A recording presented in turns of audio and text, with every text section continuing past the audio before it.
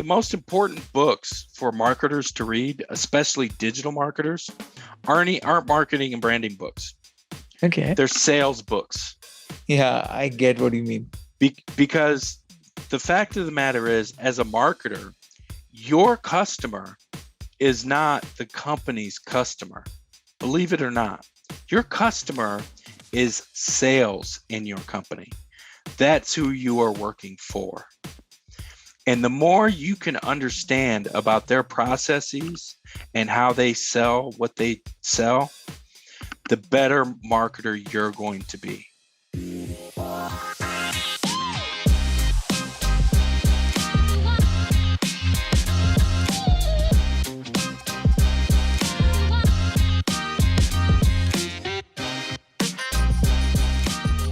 Hi, I'm Nishant Garg with WhatMarketWants. My guest for today is a digital marketing expert. He has taught marketing at Indiana and Rutgers University. He's the author of the book, The Native Advertising Manifesto, and many more marketing books.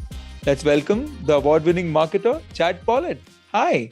Well, hello there. Thanks for having me. I'm excited to be on your show. So, Chad, from a US Army commander to a digital marketer, how has your journey been? Well, I actually, when I was in college, before I joined the military at the university, I did a lot of projects focused around digital marketing as a solution for real business plans. And we actually, my team won some awards in that endeavor, which was pretty cool. This was decades and decades ago. And then I ended up joining the military. And while I was in Iraq for all of 2005, I read everything I could get my hands on when it came to technology and marketing for a year when I was in Iraq. And then I came back and went full time into digital marketing. Okay. And I haven't stopped since. So what would you like to call it? Digital, online, or internet marketing? There's so many terms for the same thing. At this point in my career, I'd easily switch between the three of them. And actually, there's two or three more I switch between. So I'm not hung up on the words so much as the execution.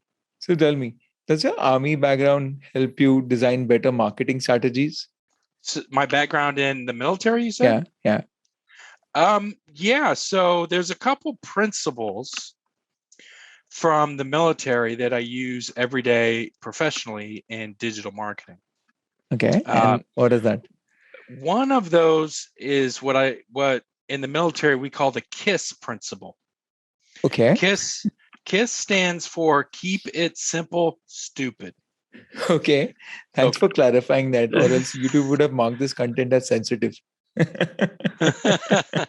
Yeah. So the idea is don't overcomplicate things. I mean, sure, you can have a strategy with 100 different tactics and 1,000 different KPIs or key performance indicators, but you don't need to get that complicated. Keep it simple, stupid.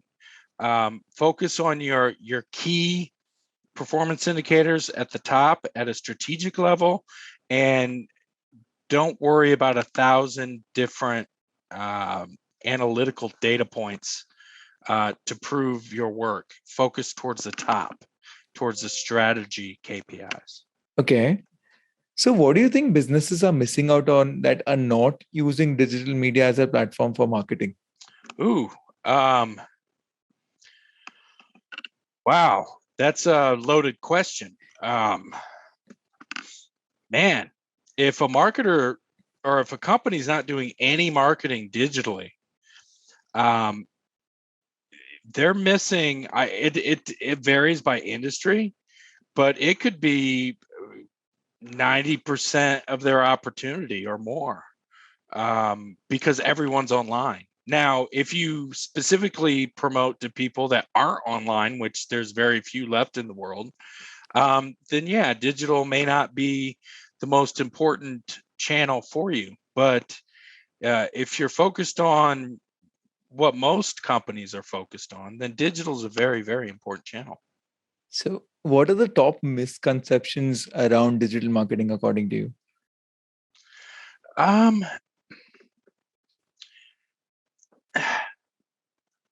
the top misconception is what I call build it and they will come, which means I like you. I really like you. you create a bunch of content, you publish it online, you hit the enter button on your computer and the content goes up and you sit back and you pray that somebody sees it. Well, the truth of the matter is digital marketing is three major channels. It's earned media, owned media, and paid media. And oftentimes the misconception is that if you just focus on owned media, you will drive all the leads or business or sales that you want to drive. And that's just not the case in most industries. If you're in an industry that has very few competitors, let's say you're a snail farmer and you're the only person creating content on how to be a snail farmer, there's a good chance you can build it and they will come. But outside of snail farming and a couple other industries, chances are you're going to have dozens, and if not hundreds, of competitors online competing for people's attention. So you have to really focus on not just owned media, but earned media and paid media as well. So there are so many branches of digital media. There is search, social, video. What is the right marketing mix to use? Well, you're probably not going to like this answer, but the truth is your audience is going to tell you what the right mix is. I'm not a big video guy myself. I've done a lot of live things over the years, like webinars and stuff like that. And that's worked for me without creating a lot of video. And I don't really do much on Instagram, for example. I'm B2B focused in marketing, digital. While I do have prospects on Instagram, photos aren't really my way of communicating. I'm a blogger. I like to write. In fact, I've written over 1,200 articles over my career on digital marketing topics, and that's worked well for me. So you got to figure out what works well for your audience, and then that will ultimately transfer into what works well for you.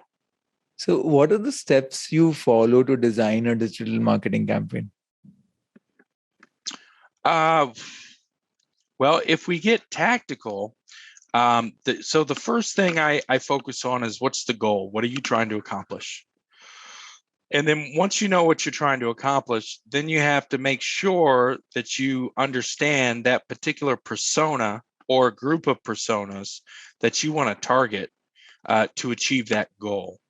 Once you do that, then I would decide what type of content I want to create to attract that attention.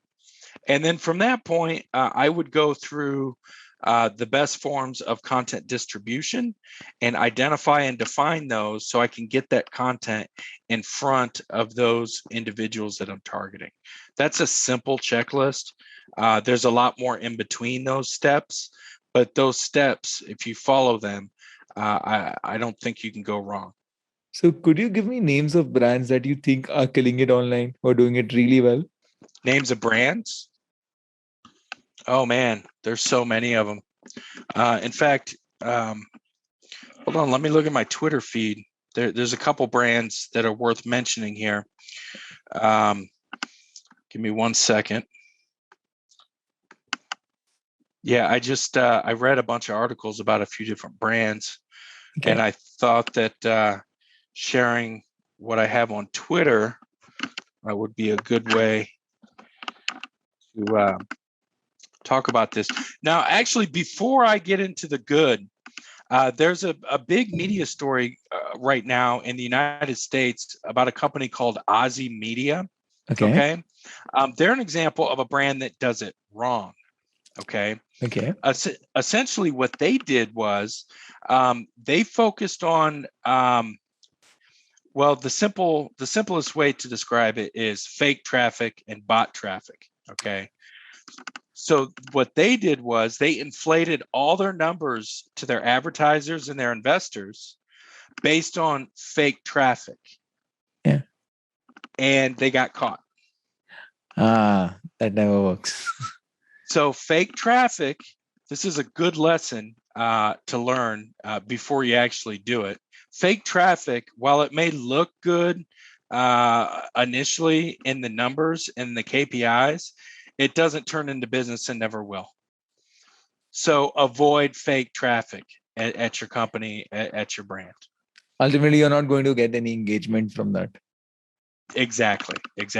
So let's take that back to your initial question. Yeah. So I just read this article. Taco Bell, which is pretty big in the United States. It's a global fast food restaurant. Yeah. They're doing stuff on Discord, which I don't know much about Discord. A lot of your younger audience probably knows about Discord. But for a brand to test a new channel like that isn't easy to do, but they did it. And marketing is constantly testing and reevaluating. And that's an example of a company that's testing a new channel and evaluating that particular channel. I think it's a great story. Oh, I really like that. Marketing is constantly testing and reevaluating. So tell me, who do you look up to in your industry? Oh man, there's a lot of people I look up to.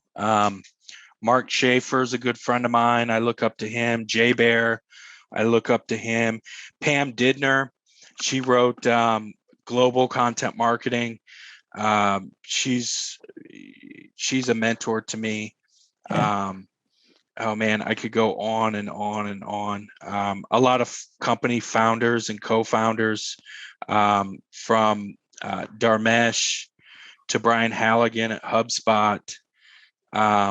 There's just so many. I can't even name them all. Joe Pollitt, the founder of the Content Marketing Institute. Let's see, who else am I forgetting here? Paul Rotzer out of PR 2020. He runs the Marketing AI Institute. He's another one. I'm just going to stop there. I forgot a bunch of people, but And that's I great. apologize. These people are like celebrities to me. I've read Mark's book, The Content Code. I really like it. And Inbound Marketing by HubSpot. That's amazing. So you read Mark Schaefer's book, The Content Code? Yes. Okay. In fact, sorry, I would like to rephrase myself. I listen to a lot of books, not read them. So I've heard Content Code. It's a really good book. So I actually wrote some of that book. Is it? Yeah, I can't remember off the top of my head, but if you listen to it again, there's a section on content distribution, and I wrote a big chunk of that section for Mark. Oh wow, I didn't know that. That's awesome. So tell me, what are your favorite branding and marketing books? So I've got a bookshelf off to my right hand side filled with books. I've got 3 books stacked up in my living room of things that I'm working on finishing reading. But I'm actually going to take a little different turn here. Okay. And I'll say the most important books for marketers to read, especially digital marketers, aren't marketing and branding books. Okay. They're sales books. Yeah, I get what you mean. Because the fact of the matter is, as a marketer, your customer is not the company's customer. Believe it or not, your customer is sales in your company. That's who you are working for. And the more you can understand about their processes and how they sell what they sell, the better marketer you're going to be.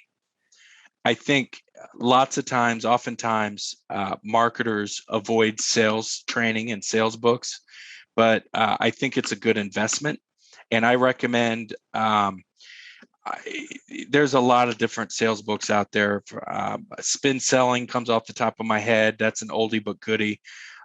Who Moved My Cheese is an interesting sales book. That's an oldie but goodie. And there's different sales philosophies out there with books written around them that I would recommend asking your sales department, what are you guys reading, and reading those books. Wow. So tell me, what inspired you to write so many marketing books? I guess there are 11 of them. Yeah, I've actually written more than that, but I retired some of them because they were so old that they don't work anymore. Okay. But So, yeah. like I said before, my main channel has been blogging and writing, Yeah. and that naturally transfers over to book writing. So what I would do is I would plan my blog writing out over time, focused on specific topics. And then I would take those blog posts over time, and then I'd mash them all together and rewrite the whole thing and make new transitions, and then publish a book out of it. Okay. So what do you have to say to people that say blogging is dead and it's a video world now? Well, blogs aren't dead. My blogs get read all the time. I mean, look, it depends on your audience, right? If your audience is searching for solutions for their problems, and your particular product or service solves that problem, and if they're searching on YouTube, which some of them will be, then video content is perfect for them. And you should create video content for them. However, if it's more likely they're doing just a common Google search, say in a B2B type business, then having written content will probably get you more prospects to your website. So you really have to balance it. Neither of them are dead in any way, shape, or form. It's just what your audience prefers. So for me, I don't really use YouTube that often to solve my problems. I use Google, and I want to read step by step how to fix this, how to do this, how to learn about this. Wow. This has been great, Chad. Thanks a lot for your time and insights. Oh, my pleasure. My pleasure. Thank you. If you found this interesting, you must check out his books. You will find the links in the description. To get more such great insights from the world of business, branding, and marketing, subscribe to What Market Wants, share this with someone you want to help, and let me help you unlock your market potential. Cheers!